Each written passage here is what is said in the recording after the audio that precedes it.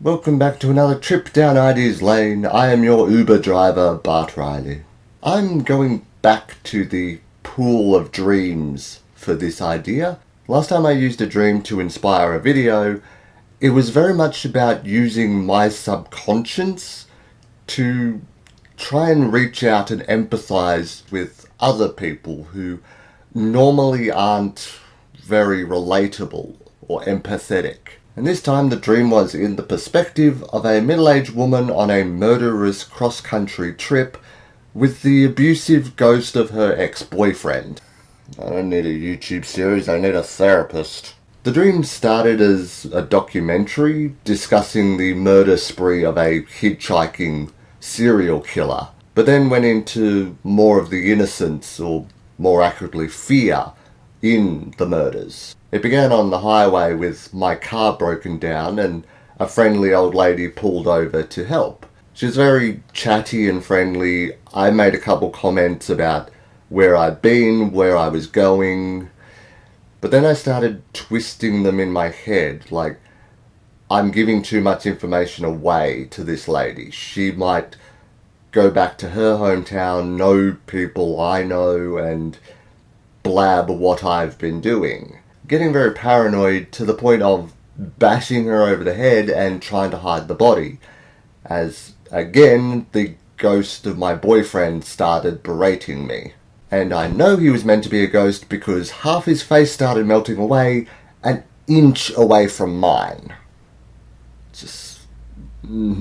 Although I've never found out if he was actually dead or I'm just being haunted by the memories. We then flash back to a family camping trip where I was suddenly in the perspective of this lady's brother, getting beaten to death by our father as our mother drives her away while she watches out the back window of the car.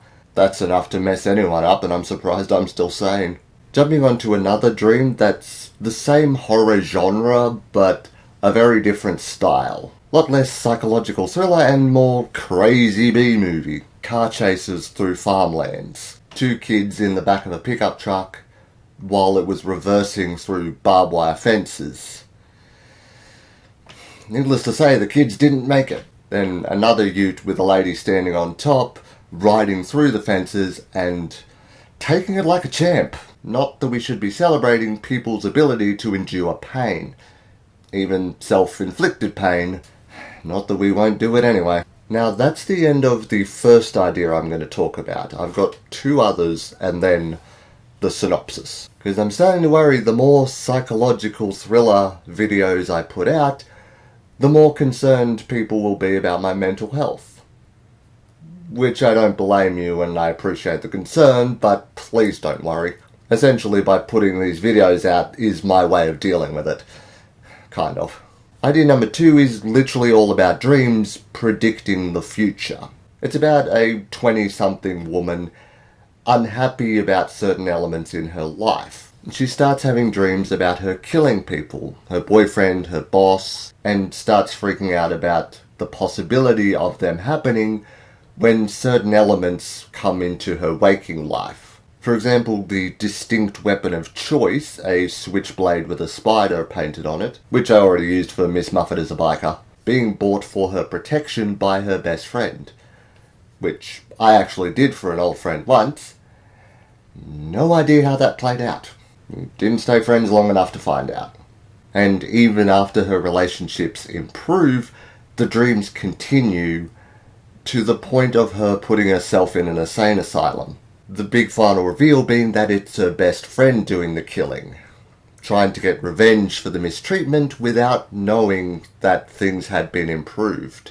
And the final idea is based on a short conversation I once had. I don't remember where, I don't remember who with, but the gist of it was, "Hi, my profession is reading eyeballs." I can't even remember the professional name of it, but apparently with the theory eyes are the windows to the soul, people can actually read personalities that way. And I took that to the question of, what if you're reading the eyes of a serial killer? I really don't mean to center all these stories around women. I'm sorry. Essentially, after using this ability on her sister's husband, she comes to realise that he is a murderer and her sister is in grave danger. But the conflict is, how do you explain that to her when she loves him? That's about as far as that idea went, but I would have had a happy ending with both sisters surviving, and I would have called it Behind Blue Eyes. No one knows what it's like to be a killer.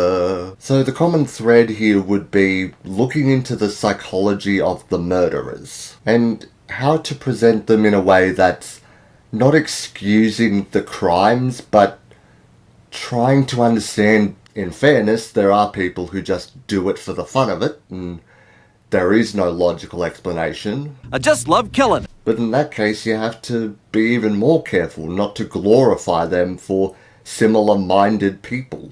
My quick go-to is Fight Club, about the dangers of toxic masculinity. But do you think the toxic males notice? No, they think the punching is cool. For an example of this setup done right, I'm suggesting Thank You for Smoking. Yes, Aaron Eckhart is charismatic, but the movie is very clear that he's not a good person. There's really no way to confuse that as a positive message. There is a way to have a bad person feel guilty or look innocent without justifying the murders and crimes they commit. Sometimes you just have to be very obvious with it. Thanks for watching. This is my verbal declaration that I will not sue anyone for using the previous outline to create their own work, regardless of how much fame or money you might get from it. I'm definitely not the kind of artist who thinks I can own a concept. However, I would like to see what comes out of this video just for comparison and curiosity.